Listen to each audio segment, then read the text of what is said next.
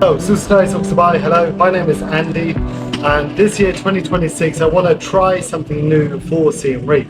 As we all know, Siem Reap has its communities, whether it's around the hotels, the cafes, the bars, the yoga centres and so on.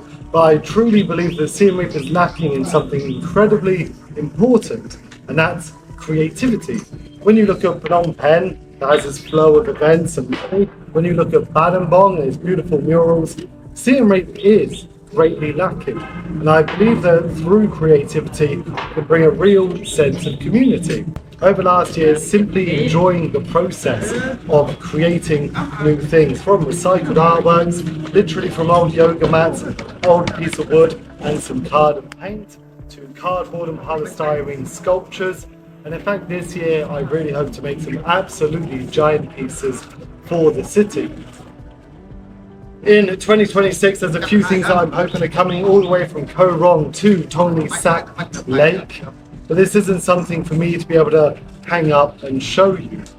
This is an opportunity that I really want to try and push, and I know many of us in Siem Reap, and I know that there's a sense of community needed.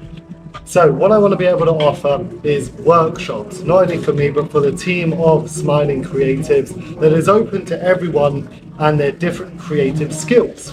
There are independent cinemas that will be making independent movies here in Siem Reap. I wish to be making Klang Eyes, beautiful Khmer kites that we all make together. You design together over 2 days, then we bring them to a beautiful rice field and you simply let them fly.